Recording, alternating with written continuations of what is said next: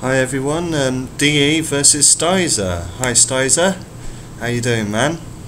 What you got? Come on, give it to me, come on. You missed. Okay, let's play your video. You've made a nice little 3-minute video here, so I'm sure you've got some really cogent, intellectually persuasive arguments here, which I look forward to addressing. Let's start. Right, I want to talk about this anti-natalist thing. I mean, again, I don't know what's up with these anti-natalists, I swear. I mean, they're saying, let's eradicate life from the universe. I mean, the very fact they even suggest it is bizarre.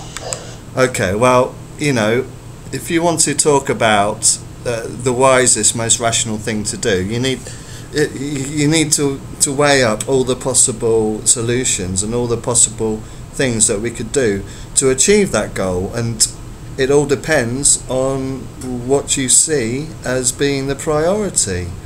And you're just basically, what you're doing here is you're just forming a knee-jerk reaction to this idea of antinatalism, and you're just looking at it, seeing it as like self-evidently absurd, and then just dismissing it and ridiculing and putting down people who express these views. You know, I thought I'd bring a chessboard into this video. So I'm quite fond of chess. Do you like a game of chess yourself? Alright, let's have a look at the situation on the board here. Can you see everything just about? I think you can. Okay. Right. So. Okay. So this is the game situation, okay? You've got the black pieces, all of these little fellas. And I'm white. And these are this is the antinatalist position.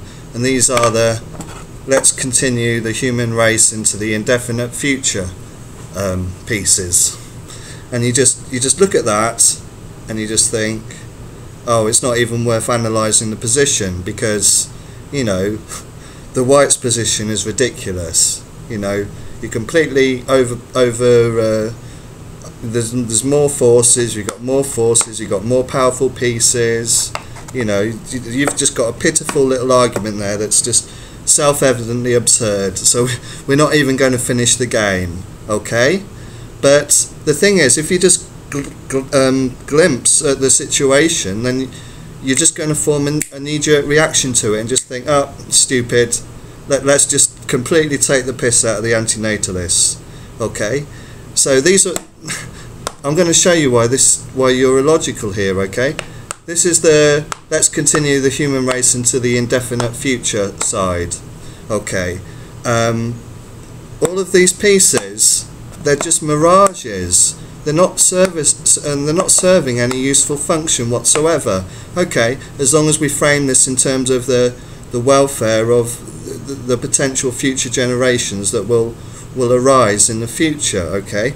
So you're quoting these pieces, these reasons why the human race should be perpetuated indefinitely. You've got the Queen, okay? So yeah, we've got the singularity there. We should be working towards that. So we've got to continue the human race. Here you've got a pawn. You've got the taste of champagne is nice. Here you've got some vodka. Vodka's good. Here you've got you know, the technological advances. Here you've got, maybe poverty's decreasing slightly, you know. Here you've got like sexual orgasms and finding the opposite sex attractive. You know, here you've got your own, you know, selfish needs and desires that you want satisfied, you know, at the expense of rational reasoning. Here, I've just got my king here, it's out in the open, come and get me. And I've got a queen. And this queen represents the fact that you cannot deprive a non-existence of sentience of pleasant experiences. You can't entice a non-existent being into existence you know, you have to make that decision on behalf of them. So it's an imposition. You know, just above this chessboard, there's non-existence of sentience here. Now, does this non-existence of sentience here actually want to come into existence? Let's try it. Hey, non-existence of sentience, do you want to come into existence? No, I can't hear anything. Can you hear anything, STYZOR? Do you want to come and see the funny little man on the YouTube video, non-existence of sentience? No. So it's got absolutely no reason or motivation or need to come into existence whatsoever. What you're doing is you're how can I put it? You're transmitting, you're projecting your subjectivity that is generated by your sentience onto this hypothetical construct that is future generations, that hasn't come into existence yet but may come into existence in the future. And you're thinking to yourself, well, if they're coming into existence, then that'll be a reason for them to come into existence. But they don't have a reason to come into existence. It's just you.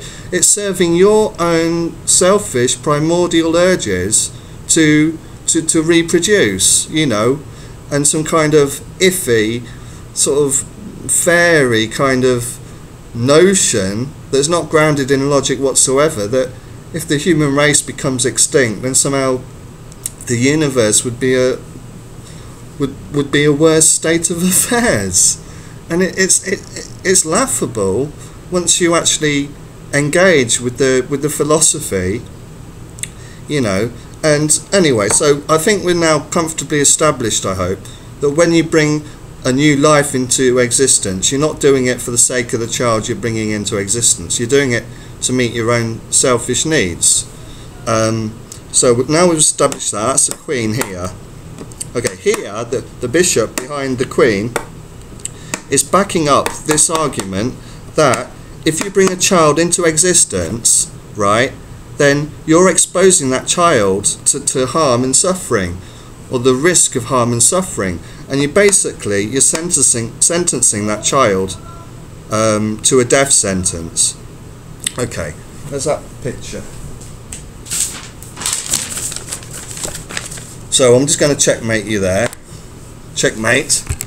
But I need to ram home this previous point. Okay, have you seen my STYZOR videos, right? Someone gives you the choice to bring into to populate a planet with 7 billion people who are like absolutely happily ecstatic all the time. There's only one little catch, and that catch is where's that picture? I had a picture somewhere. Oh yeah.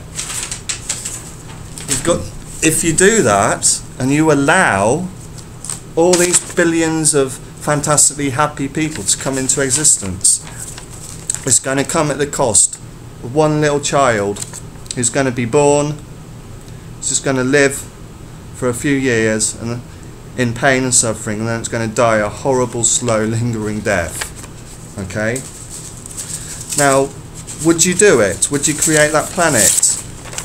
Would you be thinking, oh, well, if I bring all these people into existence, then I'll be doing them a favour, and there's 6,999,999,000,000, and well, whatever the number is, but there's only one child who's going to suffer. So if you treat these concepts in an equivalent manner, then you're going to, all these happy, fantastically ecstatic, wonderful people are going to outweigh the suffering incurred by this one poor individual. Now, I mean, it's obvious to me that you would just think, I don't want to bring all these people into existence if it comes at the cost of enabling this little boy to suffer, because these people, they don't need to come into existence. They're not going to be deprived if they don't come into existence. They've got no need. They've got no desire. And sentience is like it's a contrivance imposed on us by Mother Nature. Alright, well that's where I'm going to stop the video now. I might make a second video to you.